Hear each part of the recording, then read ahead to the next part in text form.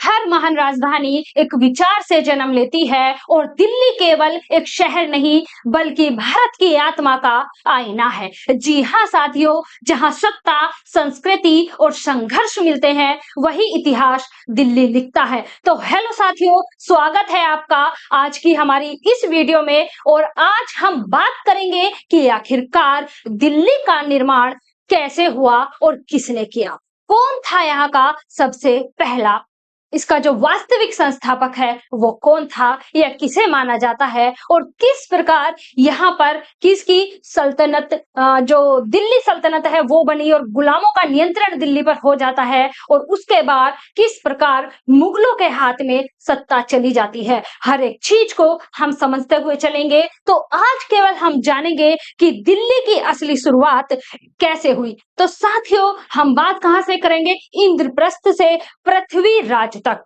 कहां से? जब दिल्ली को इंद्रप्रस्थ नाम से जाना जाता है तब से लेकर और आज जो दिल्ली के नाम से जाना जाता है जब तक की हम बात करेंगे। यदि बात की जाए पौराणिक किसकी, यदि बात की जाए पौराणिक युग की, तो पौराणिक युग में क्या होता है हम यहाँ डाल देते हैं पौराणिक युग। यहाँ पौराणिक युग की बात चल रही है। और पौराणिक युग में क्या हुआ था? दिल्ली का सबसे पहला उल्लेख जो मिलता है साथियों वो मिलता है महाभारत में।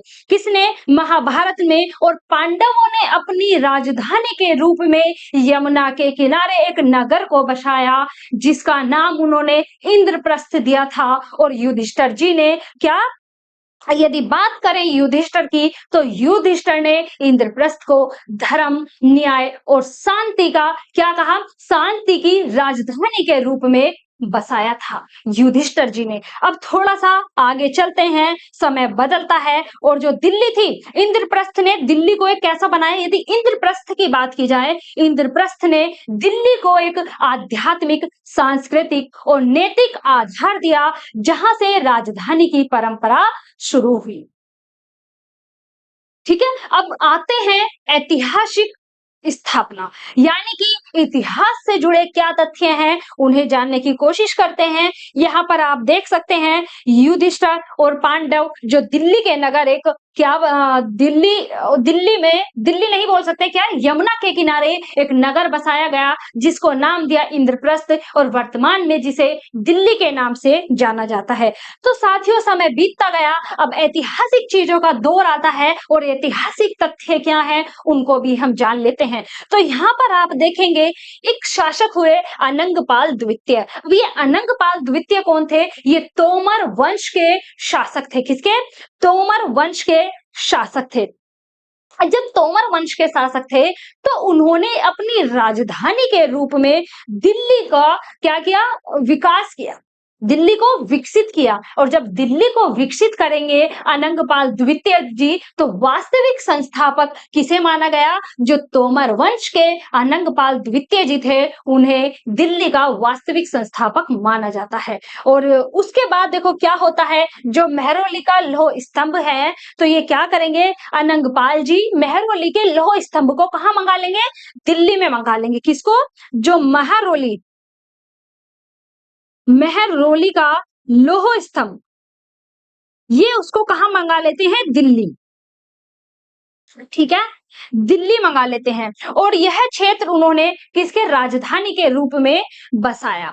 समय बीतता गया, जब समय बीता तो शादी ब्याह, बच्चे, सब कुछ हुआ। अब उनकी एक पुत्री होती है और उस पुत्री के लिए एक योग्य शासक की शासक भाई वर की जरूरत पड़ती है। जब योग्य वर की तलाश में निकले तो पहुंच जाते हैं चौहानों के यहाँ, जहाँ चौहान वंश में थे वहां के शासक सोमेश्वर, और उनसे अपनी पुत्री का विवाह कर देते हैं। इतिहास में बताया जाता है कि या तो उनके कोई और अन्य पुत्र वगैरह नहीं थे, खाली एक पुत्री थी। और कोई कोई कहते हैं कि जो उनके बच्चे थे वो योग्य नहीं थे शासन के, ठीक है, जो उन्हें उत्तराधिकारी बनाया जा सके। अब यहाँ पर क्या होता है, जो अनंगपाल द्वितीय जी होते हैं अपनी पुत्री का विवाह कर देते हैं चौहान वंश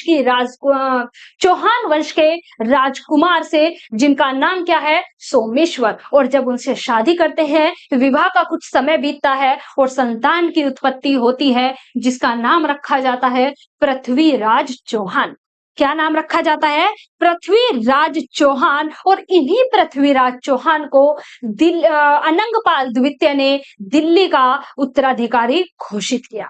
दिल्ली का उत्तराधिकारी घोषित किया। और पृथ्वीराज चौहान जी क्या करते हैं, देखो यहाँ पर अनंगपाल द्वितीय ने क्या किया, पृथ्वीराज चौहान को ये दिल्ली का उत्तराधिकारी घोषित करते हैं। और जब इन्हें दिल्ली का उत्तराधिकारी घोषित किया गया तो पृथ्वीराज चौहान क्या करेंगे, ये करेंगे दिल्ली और अजमेर को मिलाकर, किसे?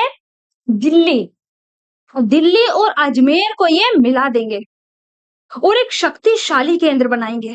क्या बनाएंगे? शक्तिशाली केंद्र ये बना देते हैं। कौन? पृथ्वीराज चौहान जी।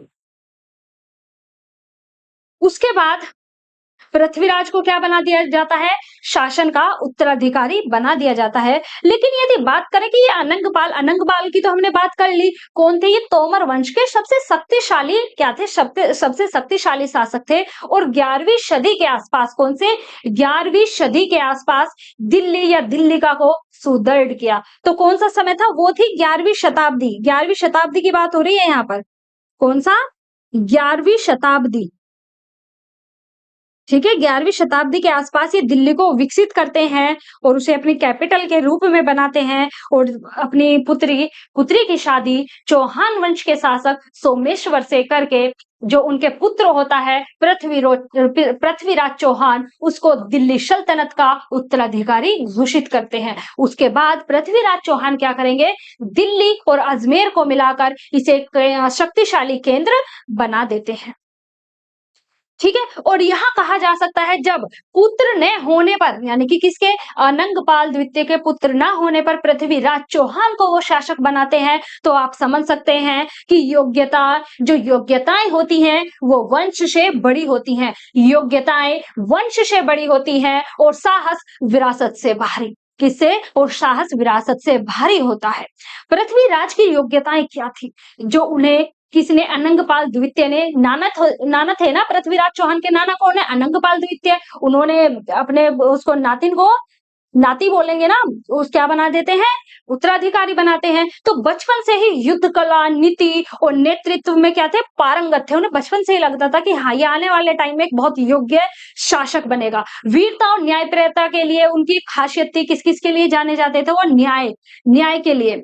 ठीक है, दिल्ली और अजमेर दोनों को सुरक्षित करने में उनका जो सक्षम रहे, अच्छे से उनको केंद्र को क्या किया? शक्तिशाली कर दिया।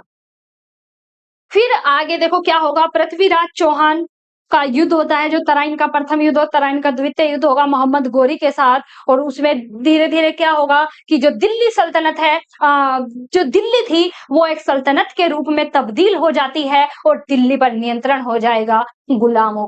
किसका? जो गुलाम वंश है उसका नियंत्रण हो जाएगा।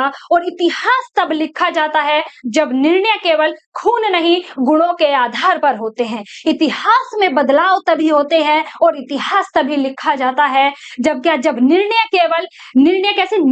केवल खून से नहीं बल्कि गुणों के आधार पर होते हैं। तो आज हमने साथियों जाना है किसके बारे में? आज हमने जाना है कि किस प्रकार दिल्ली की स्थापना हुई, इंद्रप्रस्थ नाम रखा गया और उसका नाम फिर क्या पड़ा? दिल्ली पड़ा। तो जो योग्य होता है, जब पृथ्वीराज चौहान को यह शासक बनाया जा रहा है, तो आप समझ सकते हैं जो योग्य होता है वही काल को परिभाषित करता है। रक्त नहीं कर्म तय करता है कि सिंहासन का वारिस कौन होगा। क्या? रक्त नहीं कर्म तय करता है कि सिंहासन का वारिस कौन। ठीक है, तो यहाँ पर हमने सारी चीजों को जान लिया है। कल मिलेंगे इतिहास के एक नए अध्याय के साथ। तब तक अपना ध्यान रखिए। जय हिंद, जय भारत।